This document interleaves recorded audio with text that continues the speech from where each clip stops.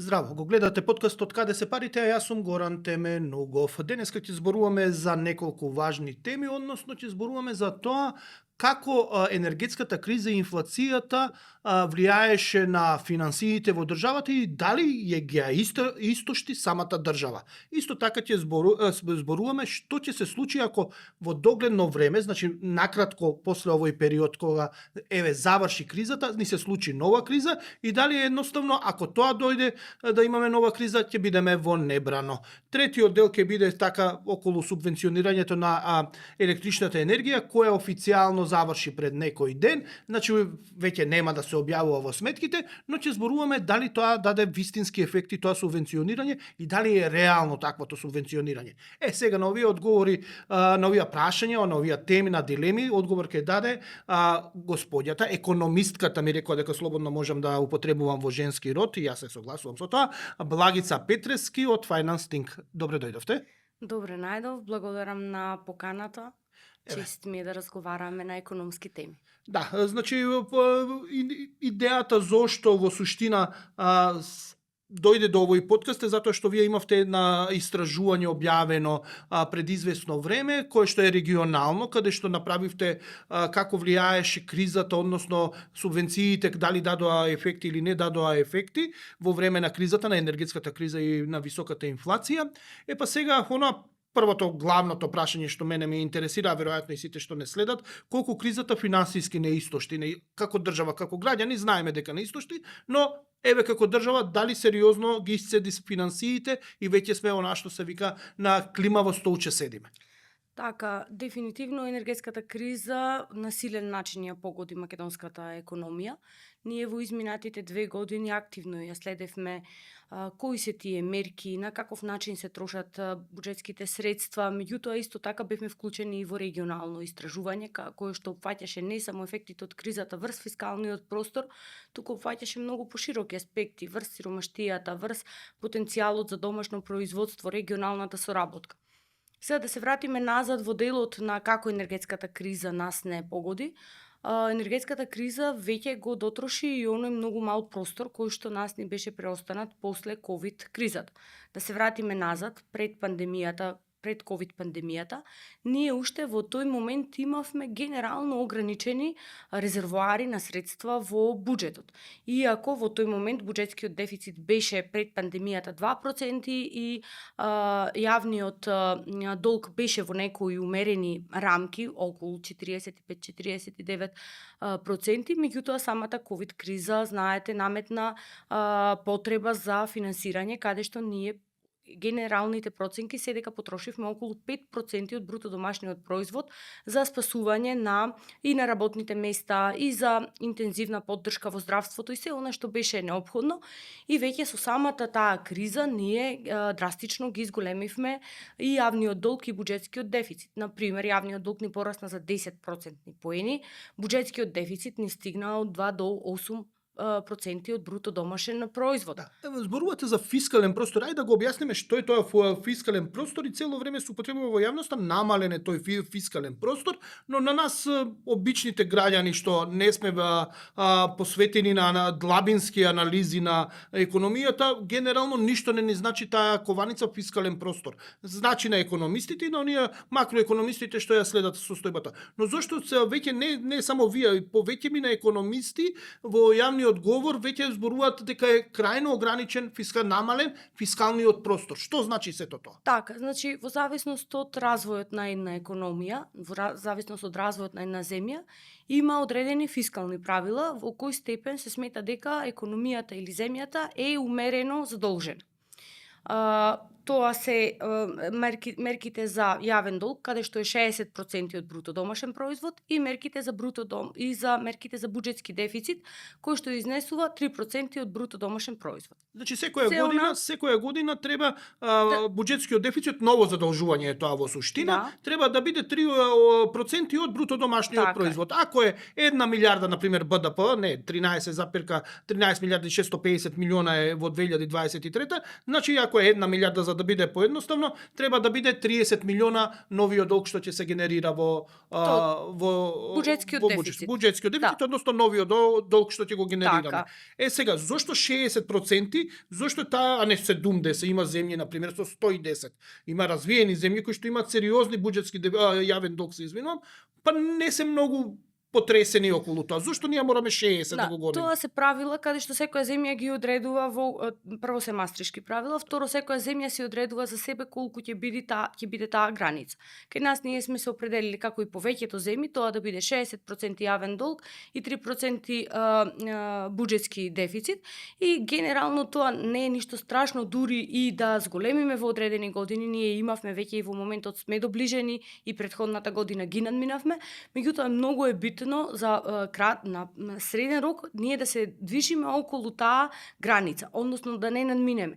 А и зошто е исто така значајно на долг рок да не се движиме цело време до таа граница или над таа граница, иако како земја во развој ние имаме генерално потреба за земји во развој, некогаш оправдано е дури и да се задолжиме повеќе ако тие средства се инвестираат во права насока и знаеме дека за 5 години дека сме ги инвестирале, ќе ни вратат со повисок економски раст, ние ќе ги исплатиме каматните стапки по кои што сме се задолжили, на лесен начин ќе ги сервисираме. Морам да напоменам, например, ние се задолжуваме со 500 милиони евра секоја година, значи буџетскиот дефицит е толку минимум толку, генерираме растот до 0,9 лани, например. Тоа што на задолжувањето во минатото што беше не генерира у суштина никаков раст, минимален. Тоа е и болната тема, затоа што ние не е ова само во изминатите 5 години драстично се задолживме, ние веќе години наназад не можеме да излеземе од онаа шема на економски раст каде што имаме 1, 2, 3%. За ние да можеме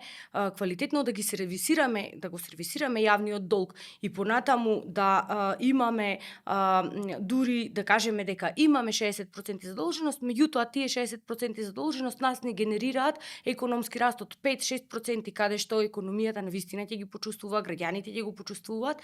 Ние во изминатите години тоа не го постигнавме и веројатно тоа се должи и на одредени популистички политики кои што генерално ги Да, ќе зборуваме за политиките и за мерките и сето тоа, но ајде да се вратиме на првото прашање, на основното, тоа не истошти ли сериозно криза во нас како држава? Да, ние веќе пред да започне енергетската криза, кај нас јавниот долг за оние граници кои што зборуваме веќе беше 59%.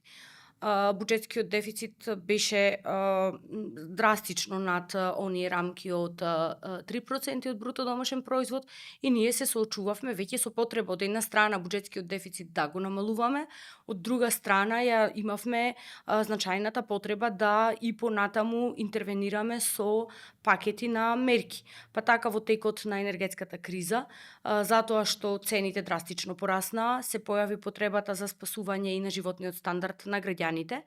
Меѓутоа и во еден дел и на компаниите беа воведени низа на 3 пакети на мерки кои што првиот чинеше 400 милиони евра, вториот околу 360 милиони евра и третиот 660 милиони евра. 1.400 милиона евра. Се трите ако ги собереме. Токму така и ние минатата година веќе достигнавме до јавен долг кој што е 62% од бруто домашен производ. Ако се навратиме назад, зашто беа наменети пакетите, како беа дизајнирани пакетите, пакетите беа од една страна насочени главно кон домаќинствата, меѓутоа една од клучните мерки беше мерката за субвенционирање на електрична енергија, беше мерката со намалување на ДДВ за електрична енергија, потоа имавме мерки кои што значеа директна поддршка на граѓаните, како што се ваучери за поранливи категории на граѓани, ваучери за пензионери, веќе во третиот пакет забележавме ваучери за студенти и ученици, кои што за прв пат, да бидам искрена, ги видовме во сите овие пакети на мерки и еден дел од мерките беа насочени преку кредитни линии кои што и претходно постоја. Значи, ако генерално ги оцениме мерките во поголема мера беа насочени кон справување со енергетската криза, а многу помалку кон справување со кризата на цените со храна. Да. А, Доаѓате до моментот ќе ги поделиме со енергетската криза и со храна, ќе за различно ќе зборуваме, но еве во вашето истражување, регионално истражување каде што се опфатени 6 земји од Западен Балкан, изнесовте податок дека 3,2 од бруто домашниот производ е употребено за субвенционирање на електричната енергија. Иако дел од моите колеги викат не може да се пресмета колку тоа чини во пари, но ако се земе минатата година 2023 колку изнесува бруто домашниот производ, а врз основа на тоа што го објавува Државниот завод за статистика, кој е со закон задолжен да го мери бруто домашниот производ, се доаѓа до некоја сума од 437 милиони евра, значи се дадени за да се субвенционира електричната енергија. Сега доаѓаме до клучното прашање.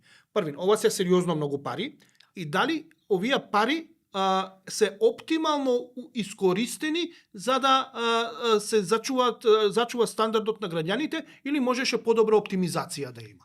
Да, прво ќе одговорам како е стигнато до тој износ и дека тоа е реален износ.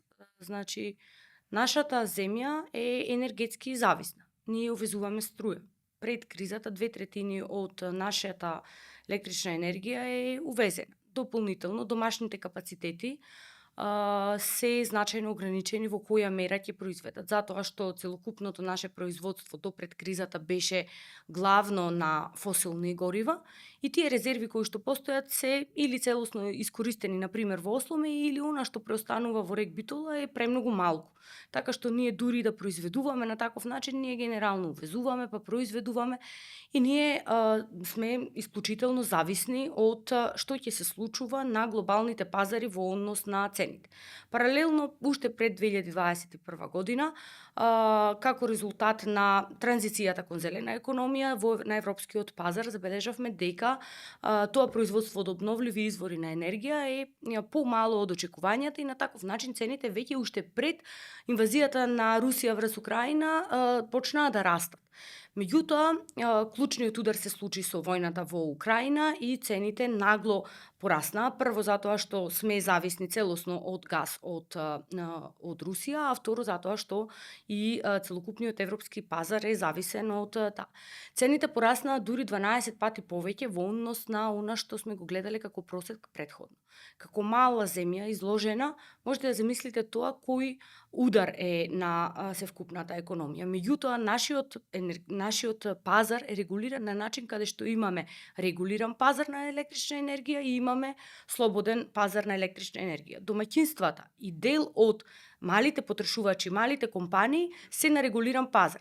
Владата во тој момент одлучи дека ако граѓаните беа изложени и малите компании на целокупните овие шокови, тоа значеше дека ќе треба да платат дури по 12 пати повеќе повисоки сметки во однос на она што плаќаат.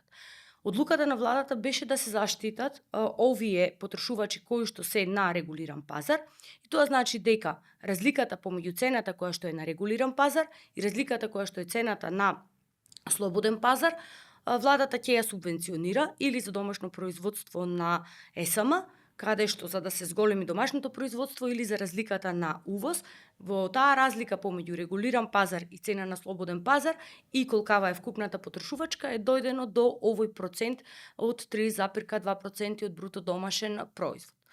Тоа се случуваше, беше една од клучните мерки, беше најобемната мерка која што ние како економија ја имавме за справување со енергетската криза и од тој аспект на субвенции во електрична енергија ние бевме рекордер во целиот Балкан. Ние потрошивме најмногу субвенции за поддршка на електричната енергија. Сега стигнуваме до второто прашање. Дали ваквиот начин беше оптимален? Не беше оптимален, затоа што ваквата поддршка на електричната енергија преку субвенционирање на електрична енергија и преку понатаму намалување на ДДВ-то за електрична енергија е исклучително линеарна мерка. Тоа значи дека таа мерка важи и за мене, важи и за некој кој што зема минимална плата, важи и за некој кој што е на минимална гарантирана доход, важи и за некој кој што зема 15.000 евра може би плата. Тоа значи дека таа мерка ги поддржа и граѓани кои можеа сами да си ги сносат овие трошоци.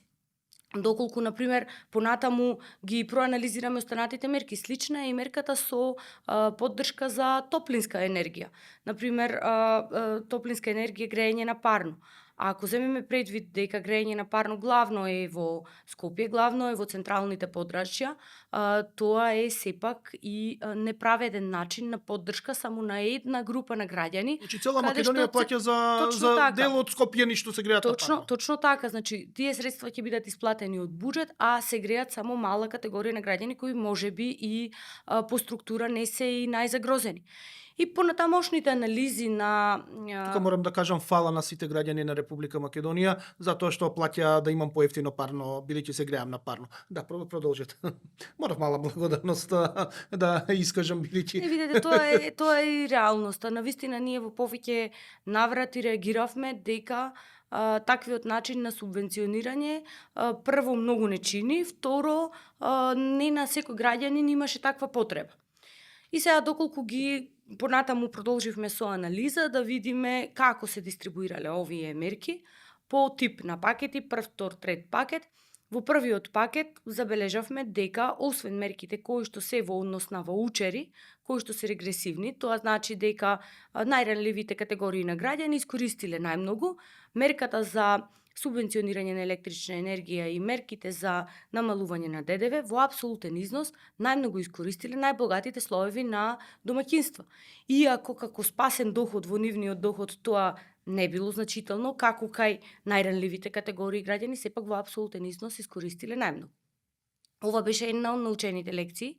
Не, дали научени сега влегувате во нешто да заклучувате, вие тоа го знаете дека не треба така, но мислите дека научија политичарите дека не треба во иднина вака да се справува? Мислам дека со вториот пакет на мерки се направи одредени корекции, затоа што првиот пакет беше навистина обемен и се потрошија многу средства и можеби дел од мерките беа креирани во паника, беа креирани на брзина, беа креирани без можеби доволно консултации и веќе во вториот пакет на мерки кога имаше и јавноста активно и будно зборуваше, кога веќе излегоа и податоци, во вториот пакет на мерки таргетираноста значајно се зголеми, дури и за 3 пати повеќе.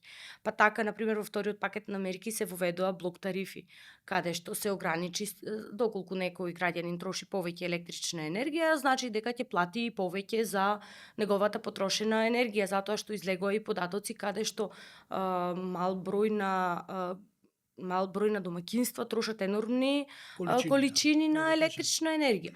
И тоа беше едниот начин на креирање и вториот начин веќе ДДВ-то за електрична енергија се помести од повластена кон регуларна стапка на ДДВ и на таков начин таргетирањето се зголеми во вториот пакет на мерки, за веќе во третиот пакет на мерки да забележиме и дополнителна таргетираност, меѓутоа кај третиот пакет на мерки дојдовме во ситуација каде што сме во предизборна година и веќе тука провеа и мерки кои не се исклучиво за справување само со електрична енергија, туку се и популистички мерки. Кои се тие мерки? Например, мерки за пензионерите. Мерките за пензионерите на почеток беа линарни, потоа минавме на таргетирани, меѓутоа на крај ако во третиот пакет на мерки беа многу пообемни од она што се очекуваше и второ повторно дава средства за пензионери кои што се во највисоките категории, например, што можеше и да се избегне и повторно кај таа дистрибуција забележуваме дека таа конкретна мерка поголем во апсолутен износ користат пензионерите кои што имаат повисоки пензии, иако по износ беа имаше одредена колку ќарија вака, колку овие популистични мерки дадоа земаа средства од буџетот? Имате ли математика за тоа колку ги чинеа нас сите граѓани за овие популистички мерки? Јас ги споменав вкупниот износ на мерки колку чинеа. Поспецифично може би да погледнеме, може да се види. Меѓутоа, еве, например, во третиот пакет на мерки, освен тој износ на 662 милиони евра кој што не чинеше, каде што во голем дел беа и средствата за учениците и студентите кои иако беа оправдани, меѓутоа ако претпоставиме дека секој ученик ќе аплицира кој што е подобен, во тој случај износот на потрошени средства беше значајно висок. Меѓутоа имаше и дополнителни средства од 512 милиони евра кои што беа за плати и пензии, каде што навистина немаше оправданост во тој момент. Иако енергетската криза и севкупно стапката на инфлација знаеме дека ги погоди сите граѓани, сепак ние наназад никако да успееме да ја подигнеме продуктивноста. И сега вие знаете дека, например, зборувам за јавниот сектор, знаете дека вие продуктивноста на јавниот сектор никако не се подига, дури во одредени години и оди во надолна линија и сепак се планираат дополнителни средства. Меѓутоа и барањата се очекувани затоа што знаеме дека за владините функционери, како беше тоа, 78%, и тука не видовме брза корекција и од тука тргнаа сите барања дополнителни кои не може да кажете дека и не смеете да барате кога на првиот чекор не се направила корекција. Колку ова не истошти? Ајде ќе се вратиме на сериозно ли го намали оној фискален простор што го објаснувавме на почетокот? Сериозно е сега, деве се зборува дека цените на храната, на житото може да одат високо, бидејќи царина повисока воведува Европската унија за руското жито, веќе се зборува дека одат цените нагоре. Еве една кризичка, мини криза ако ни се случи, ај не дај Боже поголема, но ќе бидеме способни да издржиме една нова криза, финансиски да ја издржиме? Ние веќе сме на граница, или ја преминуваме, или сме под границата за јавен долг и веќе немаме простор. Од друга страна, фискалната стратегија вика дека буџетскиот дефицит треба да се намалува, што значи дека ние во следниот период треба расходите да ги намалуваме, или приходите да ги зголемуваме, ако сакаме да бидеме во линија со она што самите сме си го предвиделе дека ќе одиме по таа патека. Добро, тоа е растеглива категорија, фискалната стратегија си ја менуваат, ја адаптираат сето тоа, но зборуваме сега директно. Еве, ако имаме криза нова, еве инфлацијата е уште тврдокорна, се намалува, ќе се намали и се очекува, но еве да имаме уште една криза, например 5%, повеќе од 5% инфлација, а отидат енергенсите повторно повисоко. Дали ние како држава имаме простор лесно да се справиме или ќе мора да се крати од некаде за да се обезбедат пари за некој нов пакет, односно за некоја нова помош? Бидејќи од некаде мора пари да се најдат.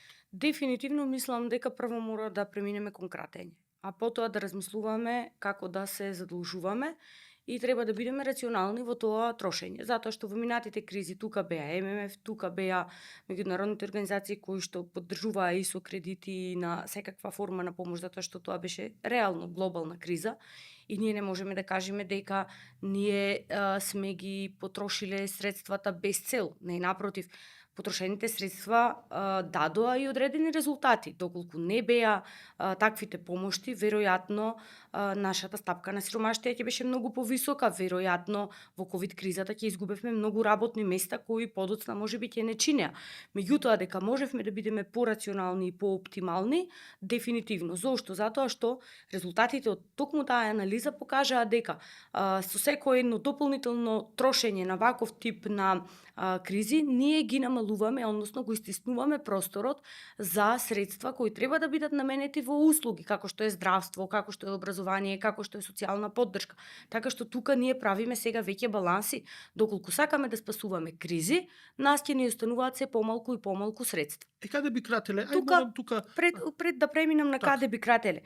Ние мора да станеме свесни дека гледано глобално, веќе не треба да гледаме само што се случува во Македонија, ние треба да гледаме што се случува глобално. Ако само ги анализираме последните 5 години, ќе забележиме дека кризите на глобално ниво веќе се многу позачестени. Дали се тоа од климатски промени, дали се тоа војни, имаме војна Русија, имаме војна Израел, имаме војна на други места, имаме различни форми на шокови. Значи, ние мора да сватиме дека веројатноста дека во иднина ќе имаме кризи ќе стане многу почеста. И ние наместо да размислуваме секогаш како да ја спасиме кризава за овие 3 месеци, за овие 6 месеци да преживееме до година, ајде да ја свртиме темата како ние да станеме посамоодржливи. Значи тоа е сега веќе клучен момент како во иднина да станеме посамоодржливи. Вака како што разбирам, у суштина треба сега да го стегнеме ременот и да жртвуваме, ајде да речеме пион и да лошо да поминеме во моментов, значи да не бидат сите среќни и задоволни од гласачите и граѓаните, но да се создаде база утре ако дојде уште некоја кризичка, а ќе дојде бидејќи гледаме дека зачестува, да бидеме отпорни на тоа што ќе се случува.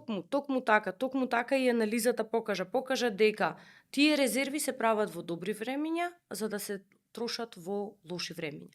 Ние некако тука не успеваме. И сега навистина треба да се вратиме на тој пат, дури еве ако да претпоставиме дека нема да биде лесно многу брзо да се вратиме на тие предпандемиски патеки, особено со јавен долг, затоа што сме и земја во развој, затоа што и ни требаат средства, не смееме да го угушиме ни растот на економијата, меѓутоа барем доколку трошиме, ајде да видиме тоа да биде стратешки, да не биде тоа за популистички мерки, да не биде тоа за краткорочни цели, да биде стратешки. Ако на пример патна инфраструктура сме идентификувале и тоа ќе даде поттик за компаниите за побрзо да растат, поконкурентни да биде, да инвестираме таму. Или на пример енергетската криза, една од лекциите која што ни ја даде е дека ние имаме сонце, ние можеме сами да произведуваме електрична енергија од обновливи извори. Значи со тие средства кои ние ги потрошивме, а еден дел можевме да ги заштедиме, можевме комутно да ги дадеме за поттикнување, иако веќе се поттикна тоа домашно производство на електрична енергија. За таква форма на инвестиции зборувам дека нас не се потребни. Сега, рековте треба да внимаваме како ќе тоа трошиме, односно да се вратиме на едни предпандемиски патеки, но јас ако добро се сеќавам на изјава на еден поранешен премиер, даде и се сеќам бидејќи јас му го постави прашањето за буџетскиот дефицит кој што го набилда многу и пораста почна да расте јавниот долг во негово време, значи тоа е некаде пред 5-6 години, му го постави прашањето зошто одиме со високи јавни буџетски дефицити и го билдаме јавниот долг. Неговото став беше дека да, требаат пари за инвестиции, тие инвестиции утре ќе ни се вратат и за капитални инвестиции, значи тоа беше ставот. Но неговата влада беше исклучително позната по ниски реализирање на капиталните инвестиции. Едноставно, ајде да кажеме 50 до 60% од ги има капитални инвестиции на крајот.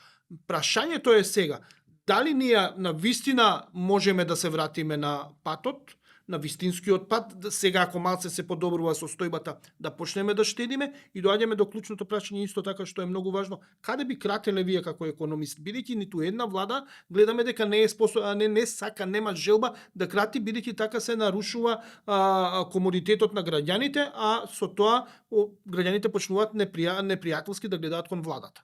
Каде би крателе? Ние веќе децении назад, една деценија сигурно, меѓутоа може би и повеќе, сме склони на популистички мерки. Например, пред било кои избори, пензионерите мора да бидат задоволни. Што, например, и пензионерите и децата се иста категорија по бројност, меѓутоа ниво енергетската криза, ни претходно немаме никаква поддршка на деца. А ако гледате по сиромаштија, децата се многу позасегнати во однос на пензионерите. И зошто тоа го одговара прашањето? Затоа што пензионерите се гласачкото тело. Ние мора од таа матрица на што државата може да направи за мене, колку јас можам да искористам повеќе од државата, колку можам системот да го зафркнам, да ја надминеме.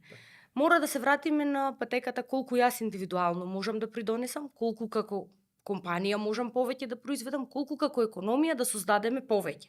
Значи, само со таа матрица ние можеме да започнеме да произведуваме повеќе. Во делот на капиталните расходи, значи капиталните расходи нас не се проблем децениски. Секоја година ги буџетираме на многу високо ниво, на крај во ребаланс, сега веќе стигне кај да е, затоа што веќе буџетскиот дефицит е половина и повеќе потрошен, ќе дојде ребаланс, први на удар секогаш се капиталните расходи на кратење. Дали свесно се планираат повеќе или едноставно толкав е капацитетот на институциите за планирање, не знам, веројатно е и на двете страни. Меѓутоа, тие капацитети не гледам дека од година во година се зголемуваат. дел од тие капацитети требаше да бидат зголемени и да имаме ограничувачки фактори преку среднорочното буџетирање, па така да стигнеме до некои пореални планирања, меѓутоа среднорочното буџетско планирање, иако е на хартија донесено, се уште во имплементација многу тешко функционира. И сега стигнуваме до моментот од каде ќе кратиме. Матрицата е позната од низ годините од каде најчесто кратиме, меѓутоа треба ние посериозно да кратиме од места кои што имаме неефикасни трошења. Во минатото многу често се зборуваше да трошиме од патните трошоци на пратениците. Да. Значи, ако видите, тоа не се сериозен, колку и да се нефериални и да медиумски за слушателите изгледа атрактивно, тоа не е клучната категорија. Вие имате државна поддршка, државна помош, која што секоја година е во огромен износ. Например, земјоделската поддршка секоја година се трошат 130 до 140 милиони евра од буџет, и што забележуваме и на криза ни доаѓа и ние сваќаме дека ние не сме подготвени и немаме домашно производство и понатаму Ние сме сме нето зависни увозник од и увоз. разликата ние увезуваме 400 до 500 милиони Значи, евра храна.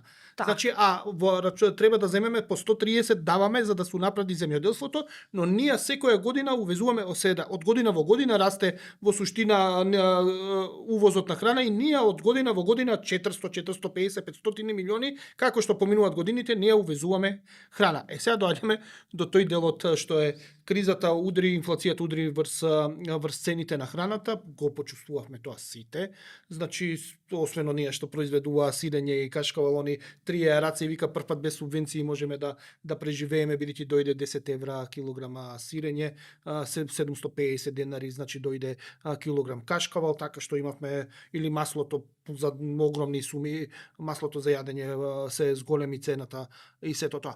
Како мерките за справување со инфлацијата и со ударот врз граѓаните се одразија врз сиромаштијата, која што не можеме веќе 2 години да ја измериме? Морам да кажам дека Лаекенскиот индикатор не е објавен за 2022, а требаше веќе да биде објавен, и за 2021 не е објавен, веќе требаше да ги имаме податоците, а на крајот од оваа година ќе треба за 2023. У суштина, ние врска немаме колку мерките се одразили и влијаеле на намалување и кризите колку влијаеле на зголемување на сиромаштијата. Тоа е многу темна зона, морам да кажам дека не е повина на Државниот завод за статистика не објавувањето на овие податоци, бидејќи имавме попис, се смени методологијата, ја усогласуваа со Евростат, немаат луѓе, имаат проблеми кадровски внатре сетото, така што не можеме априори да кажеме дека ДЗС не сака да ги објави и ги крие, едноставно не може да постигне, но ние немаме податок за сиромаштијата. Како инфлацијата се одрази на сиромаштијата, на нас граѓаните, и како овие мерки придонесоа за подобро или за полошо да не биде? Да, точно е тоа. Последниот податок со кој што располагаме, официјален податок од Државен завод за статистика, е сиромаштиот 20,7%, меѓутоа тоа е од за 2020 година. И резултатите од она што ние симулиравме, како се одразија врз граѓаните, дефинитивно енергетската криза ги погоди граѓаните, особено ранливите категории на граѓани, посиромашните категории на граѓани, оние кои заработуваат помалку, и тоа е очекувано, затоа што нивниот доход е генерално ограничен и е низок. И се троши за храна пред се. Тие храната како удел во вкупниот доход има големо учество, и сега со инфлацијски стапки кои ги видовме во изминатите години, каде што секој ден граѓанин го почувствува, може да замислите како тоа се одрази на граѓаните кои живееле на пример на минимална плата или биле поранливи. Проекција колку е сега во моментот сиромаштијата? Она што ние го проектиравме е дека релативната сиромаштија се зголеми за 0,9% поени, што е умерено, што укажува пак дека сепак, колку и ние и да ги критикуваме дека мерките беа линеарни и многу потрошивме, сепак даде одреден ефект врз справување со сиромаштијата. Ние дополнително понатаму испитувавме во која мера се погодени од аспект на енергетска сиромаштија или од аспект на храна, и резултатите беа доста видливи дека ефектите од енергетската криза многу помалку влијаја на стапката на сиромаштија, незначително зголемија во споредба со сиромаштијата во делот на храна, каде што подрастично порасна. И тоа, доколку ги погледнете структурата каков тип на мерки имавме, во доминантен дел мерките беа насочени кон справување со енергетската криза, многу помалку беа кон храна. Например, една од мерките беше замрзнување на цените на основните прехранбени производи и неколку серии на ваучери за ранливи категории на граѓани. Но се останато беше насочено кон енергетска криза. И на таков начин ги погоди дополнително структурата на семејствата, доколку знаете каква е сиромаштијата зависно од структура на семејство. Знаеме дека, например, кај пензионерите е 7%, Да. а додека пак кај повеќе детни семејства и над 45%. Па така, да биде потрагично оваа криза, многу повеќе ги погоди повеќе детните семејства и децата на некој начин, а мерките воопшто не беа насочени, нема директни мерки за поддршка на деца. Така што Да, еве ги гледам баш сега податоците од лајкенскиот индикатор. Еве ги, тоа е од Државен завод за статистика. 2020 година вкупно, на пример, вработени сиромашни биле 7,9%, од вработените биле сиромашни, невработени значи 45%, пензионери 7% и други неактивни лица 32,5%. Тоа е сиромаштијата која ќе се разложи кој какви примања има, значи вработени, невработени, пензионери и неактивни, но стапката на сиромаштија во 2020 година, рековме дека на социјални по социјални е 21,8. Сега ако на тоа додадеме 0,9 процентни поени ќе биде 22,7%. Тоа сепак не е многу. Не е многу, така што веројатно мерките дадоа ефект, иако потрошивме многу. Дали понатаму тврдам, дали понатаму можеа да бидат потаргетирани? Да, можеа да бидат потаргетирани и да бидат пооптимални, во смисло да една страна навистина да се заштитат граѓаните кои што ја имаат таа потреба, ранливите категории на граѓани, од друга страна да не потрошиме толку многу средства. Постоеше таков можно? Верувате дека постоеше таков? Да, сметам дека постоеше, затоа што тоа го видевме во вториот, третиот пакет, веќе таргетираноста се зголеми, иако и тука видовме не секогаш исклучителна таргетираност, меѓутоа тоа треба да ни биде и научена лекција, дека при дизајнот на мерки треба да бидеме многу внимателни, да водиме сметка не само за на краток рок колкави ни се капацитетите, туку и како тоа ќе го сервисираме во иднина, како тоа во иднина ќе се одрази, како може би ќе се одрази на други јавни услуги, затоа што ако искористите простор и средства и ги вложите во една насока, веројатно треба да истисните од друго место кое што понатаму ќе се појави можеби и како критично. Како критично. Доаѓаме до исто така, рековме дека во поглед на регионот потрошивме најмногу за справување, за субвенционирање на електричната енергија. Дали сепак во погледот на сиромаштија, иако потрошиле помалце од во регионот, се подобри во справувањето со сиромаштијата, или нивното мало трошење даде полоши резултати во однос на Македонија? Тоа ме интересира, бидејќи ако сме потрошиле и имаме само 0,9 процентни поени, а они потрошиле помалце, например, во соседството земјите, а има 2 процентни поени зголемување, например, на сиромаштијата, па ние добро сме поминале, сме потрошиле и сме ги спасиле граѓаните. Една од студиите која што беше во рамки на ВБ кон мрежата работена, беше токму на тема на сиромаштија и резултатите за Босна покажаа дека сиромаштијата им пораснала 4% поени, а Босна беше една од земјите кои можеби најмалку потрошија средства. Така што да, дефинитивно мерките дадоа резултат, меѓутоа таргетираноста, дека потрошивме многу, Потрошивте. Па добро, сега одма контра ќе речеме, па да, трошевме и затоа сме само 0,9, ако трошевме помалце ќе беше можеби 2 процентни поена плюс. Значи сега дали можеме од економски аспект да кажеме дека сепак да тврдиме и да ги негираме тврдењата на политичарите дека трошевме многу, ама спасивме да не порасне сиромаштијата, вие да ни кажете не, сепак ако бевме подобри во мерките, помалку ќе потрошевме, а ќе останевме на нивото од 0,9%. Да, верувам дека со подобра таргетираност можевме да го постигнеме тоа. Да не кратиме кај најсиромашните граѓани, тие и понатаму да бидат заштитени, меѓутоа да кратиме кај најбогатите слоеви на граѓани во смисла на линарноста на мерките. Ако од сам почеток успеевме да имаме подобра таргетираност, ќе скратевме повеќе средства. Така што во следниот период јас очекувам дека прво насоките субвенциите за електрична енергија да се укинат. Тоа беше Ги укина, веќе кинато нема да затоа има што влада. веќе и на домашниот пазар, меѓутоа и на глобалниот пазар цените се стабилизирани. Дополнително на домашно ниво ние започнавме да произведуваме и повеќе домашно производство на електрична енергија. Тоа е првиот чекор. Вториот чекор кој што јас го очекувам е да имаме сериозна реформа во делот на државната помош, не само кај мерките за земјоделие. Тука се во моментот работиме на мапирање каде се дава државна помош и трите столба се прво земјоделие, второ се компаниите странски и домашни и она поддршка за субвенционирање на вработените и за нивните капацитети.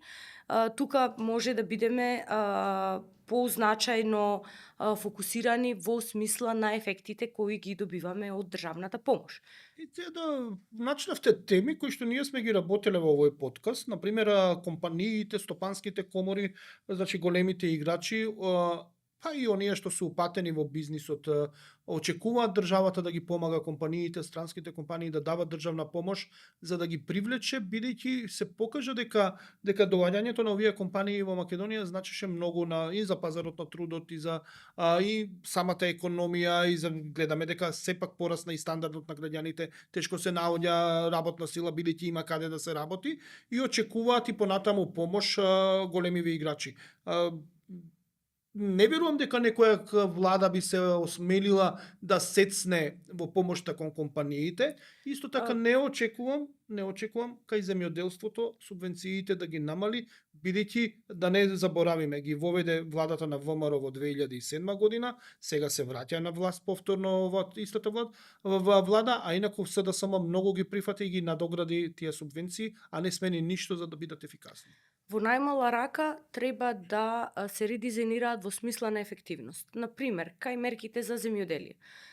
Клучните мерки се да се подигне увозот, да се подигне домашното производство, да се подигне конкурентноста во земјоделие и севкупно и производството во земјоделие. Например, секоја година, јас го споменав тоа, 140 милиони евра издвојуваме, околу 130 до 140 милиони евра издвојуваме за земјоделие.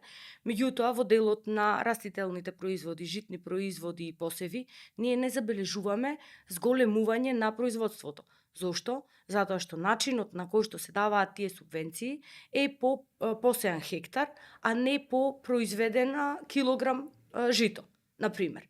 И сега вие субвенционирате инпути, тоа што значи? Тоа од старт вие му кажувате на производителот дека, видете, без разлика колку ќе произведите, ние сме тука за вас. Значи, во идена значајна мера, овие субвенции служат социјална категорија многу повеќе отколку што се помош за поттикнување на производството и конкурентноста. Тука во таа матрица треба да се промени. Каде што вие ќе кажете дека ние сакаме да ве поттикнеме, ние не велиме дека тие субвенции треба да се намалат. Такви субвенции постојат како државна помош и нивната цел е да се зголеми конкурентноста. Меѓутоа, ајде да се обидеме тие да ги врзиме со крајни исходи. Каде што ќе произведувате повеќе, ќе добивате повеќе.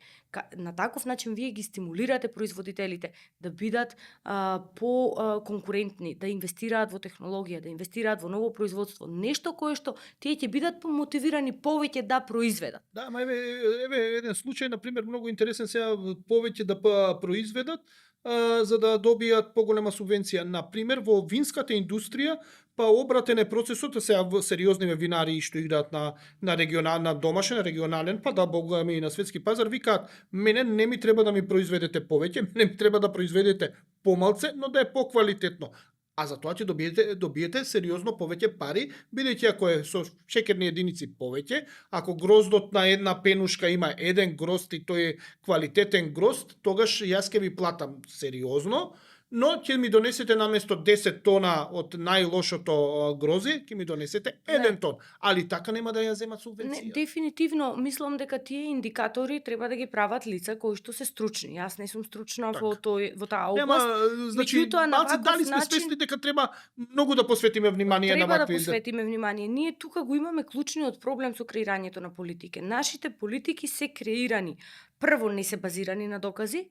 Значи, многу брзо често ги креираме. Второ, ние имаме многу често стратегии и документи кои што ги имаме на хартија, меѓутоа во имплементација подоцна каскаме и тоа се гледа на различни области. Ќе споменам подоцна и за сивата економија и за други аспекти. Да, дојдеме Каде што тоа, третиот аспект, нашите политики се многу краткорочни. Зошто? Затоа што секоја онаа политичка власт која што доаѓа вика: дајте политики и мерки кои ќе дадат веднаш резултат. Ќе дадат резултат во следни 2 години, во следни 3 години. Остави тоа на долг рок. А нашите проблеми каде што се и од аспект на здравство, и од аспект на образование, и од аспект на пазар на труд, и од аспект на сива економија. Тука денес треба да започнете да работите за да видите најмалку по 6, 7, 10 години резултати. Нас ни е потребен континуитет на мерките. Не значи дека се она што претходната влада направило било лошо, меѓутоа не значи дека се било добро. Меѓутоа еден континуитет, ние мора да имаме општ консензус околу некои клучни проблеми. Например, ако таргетираме дека ние за следни 5 години ќе работиме на успехот на нашите ученици на ПИСА да се издигне за 10 места, ние ќе започнеме да работиме. Мерките може да бидат различни. Една влада смета вака, друга така, меѓутоа насоката нас ни е таа и имаме континуитет. Тоа се сектори каде што премногу експерименти не се добре дојде. Да, дојдеме до она, сега јас се занимавам со нешто што го пишувам.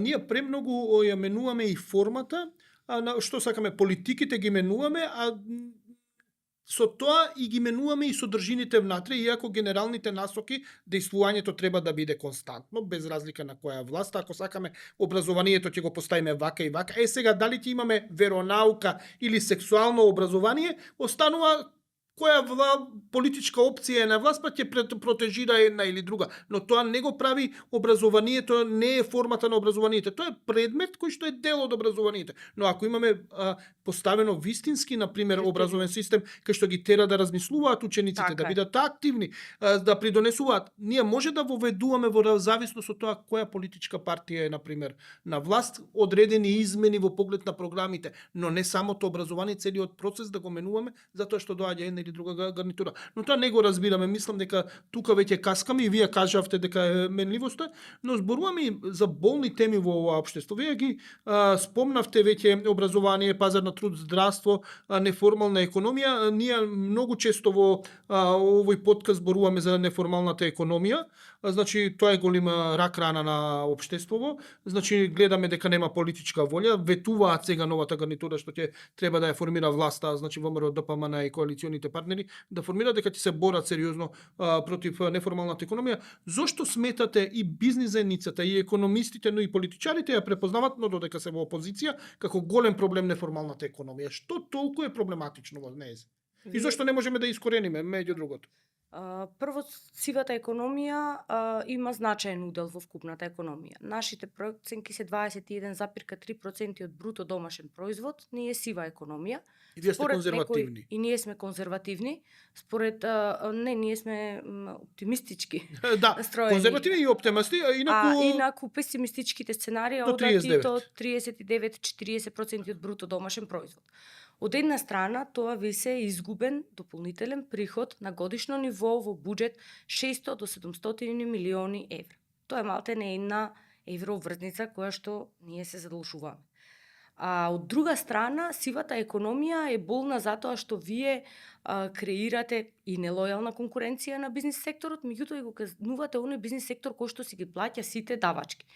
Затоа што, да се потсетиме назад, ние имавме обид за воведување на прогресивно оданочување и тоа не најде на одобрување. Зошто? Затоа што на таков начин викате, оние кои што редовно си ги плаќаат даноците, и бизнис сектор, и граѓани, ќе треба да платат многу повеќе во иднина, а оние кои што работат неформално, затајуваат данок, нив и понатаму ништо со нив нема да правиме. И се додека ние не започнеме да се справуваме со сивата економија, тој наратив и понатаму ќе преовладува. Минатата година работевме на две анализи. Првата анализа е на целосна диагностика на неформалната економија со фокус на неформалните вработени, колкав ни е тој процент и колку само по такви практики ние губиме. И вториот аспект беше за практики на неформалната економија во секторот хорека или хотелиерство. Две клучни наоди. 11,8% од вработените нас ни се без договор или без никаков пишан документ за вработување. Половина од нив се во земјоделие. И доколку забележиме дека поголем дел се и во неплатени семејни работници, ќе дојдеме до некој процент од 5-6%, што и не е толку страшен. Меѓутоа, другите неформални практики, како што се плата во плико, како што се осигуран на 4 часа, а работи 8 часа, тие се многу позначајни. И ние според пресметките само по овие неформални практики по однос на вработеност губиме во буџет најмалку 250 милиони евра. Втората анализа ни покажа дека формите на неформална економија се многу разгранети. Значи, од една страна имате притајување на данок, каде што тоа ви креира кеш и вие сте мотивирани тој кеш да го трошите во кеш, па така ги плаќате и вашите вработени во кеш. Така што ние мора да се зафатиме со неформалната економија, меѓутоа со паралелни процеси на сите аспекти. Дали има политичка волја? Јас не гледам дека има политичка волја. Во изминатите 5-6-7 години имавме една стратегија за неформална економија. Не беше реализирана ниту половина од таа стратегија за неформална економија. Денес имаме друга. Друг е носителот. Порано беше Министерство труд социјална политика, сега е Министерство за финансии. Меѓутоа, во обидот минатата година да ги добиеме податоците, микроподатоците, за точно да детектираме јасна диагноза да направиме, од таму ви доаѓа неформалната економија. Тие се секторите кои најмногу придонесуваат, иако потпишан меѓу државна институција и меѓународна организација потпишан меморандум дека податоците ќе бидат обезбедени, податоците беа подготвени, податоците не ги дадо. Па сега не може да ние само декларираме дека сакаме да се справиме. Кој не ги даде податоци? Клучната институција која што ги има административните податоци за Ја кажете. приходи. Да, управата за јавни приходи. Добро, управата за јавни приходи не ги дала податоците. Ќе ја прашам управата за јавни приходи во некоја наредна прилика зошто не ги дала податоците. Инаку да напоменам за сите што не следате во ова студио и деношниот експерт Павле Гацов спомена дека неформалната економија, односно ние сите што не плаќаат даноци, имаат 60% подобар стартна позиција во однос на формалната економија, значи 60 на трка на 100 метри, они стартуваат од 60 метар, а додека сите останати што се во формалната економија стартуваат од 0 метар, односно треба да истрчат 100 метра за да дојдат до целта, а додека овие требаат само 40 метра да истрчат, што им дава огромна предност. Доаѓаме некаде полека кон крајот на овој подкаст. Зборувавме за мерките, дека дадоа резултати, но дека треба уште подобри, премногу потрошивме, а сепак резултатот е добар, но би бил посолиден, би можел да се постигне и со помалце потрошени средства, но сега доаѓаме до оноа што треба да се преземе во иднина за да бидеме отпорни на новите кризи кои што рековте се забрзуваат и доаѓаат. Спомнавте дека треба да се реструктурираме, спомнавте дел што би требало неформална економија, но како би требало да се постави новата влада во поглед на работењето, во поглед на финансиите, на мерките кон земјоделството, кон субвенционирање на електричната енергија, едноставно што би препорачале како човек што следи долго време економија и ги анализира економијата? Да, од аспект на фискалната политика, дефинитивно сметам дека треба да имаме рационална и поефикасно трошење, односно да имаме драстична реформа на страната на расходите, каде се трошат средствата, на страната на приходите веќе споменав, несомнено дека неформалната економија ни е извор кој што не го користиме на дополнителни приходи. Тоа треба да бидат двата први чекори. и популистичките мерки дефинитивно да се напуштат доколку сакаме да направиме драстична консолидација, меѓутоа и да ја зголемиме ефективноста. Она што ќе го трошиме да даде ефекти. Вториот аспект е реформите кои што треба да се спроведат на терен. Тука се реформите и во делот на пазар на труд и реформите во делот на повторно сивата економија. Третиот аспект се кон кои теми и како ние наративот во вкупната економија, кои теми ќе ни бидат на приоритет. Наместо да размислуваме повторно како јас да земам од државата, треба повеќе да доминираат темите за продуктивност, темите за конкурентност, темите за извоз, она кое што може да креира повисока додадена вредност во економијата, доколку сакаме да постигнеме стапки на раст кои што навистина ќе бидат почувствувани и од граѓаните и од компаниите, а и ќе овозможат дополнителни средства во буџетот.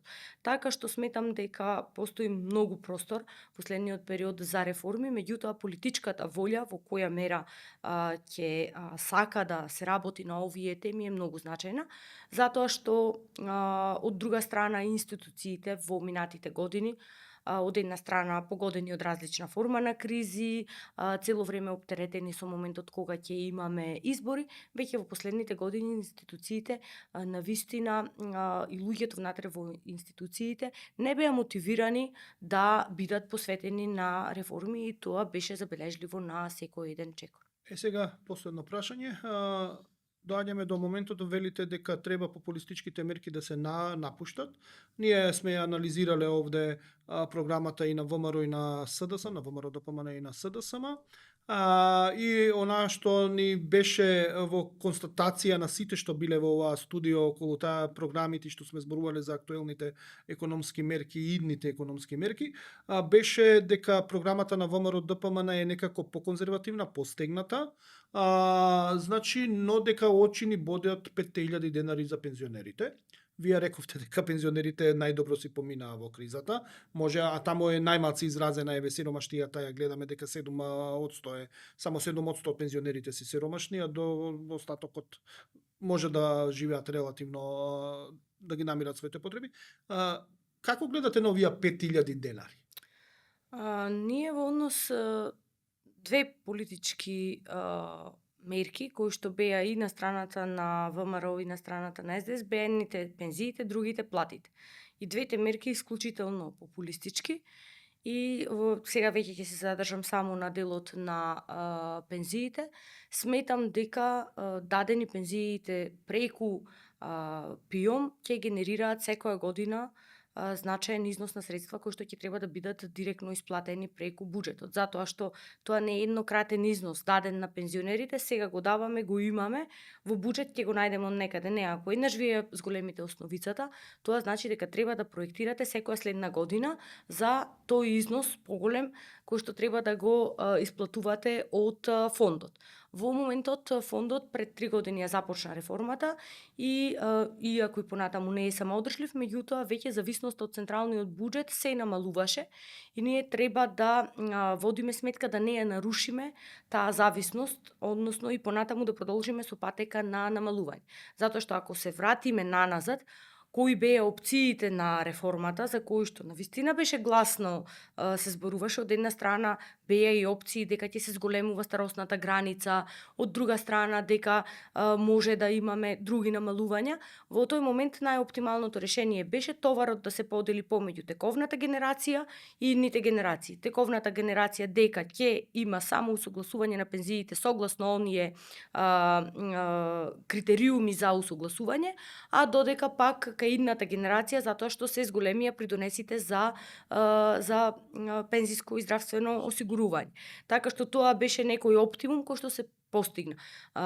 Другото решение да имаме зголемување на старосната граница, сметам дека и понатаму не ни е исполнето, затоа што како економија се уште сме во развој, се уште животниот стандард и животен век не е на тоа ниво и затоа треба да бидеме исклучително предпазливи како ќе се однесуваме, особено со тој дел на зависноста на ПИОМ од централниот буџет и за зависноста и тука треба отворено да се дискутира. Навистина треба отворено да се дискутира, мислам дека тој отворен пристап и со граѓаните и со пензионерите ќе биде многу подобро, на подобар респонс ќе најде отколку да ветуваме, затоа што веќе граѓаните сметам дека се многу посвесни во споредба со минатото.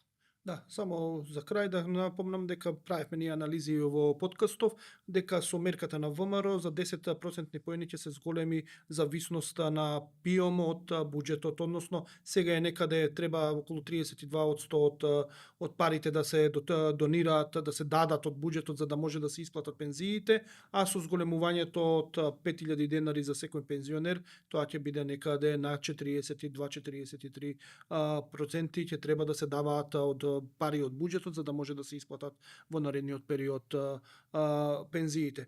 Тука некаде би го завршил овој подкаст. Ви благодарам што бевте дел од него. Значи има милиарда теми што може да ги зборуваме. Малце сега зборувавме за некои мерки, за некои студии. Многу е интересно ова податокот дека е 0,9% поени зголемена сиромаштијата само за толку. А сме потрошиле многу и ова ќе го следиме како ќе се развиваат оваа проблематика и дали нешто сме научиле како држава, како граѓани, како политичари, како политички партии. Ви благодарам уште еднаш што бевте дел од подкастот. Ви благодарам и на вас.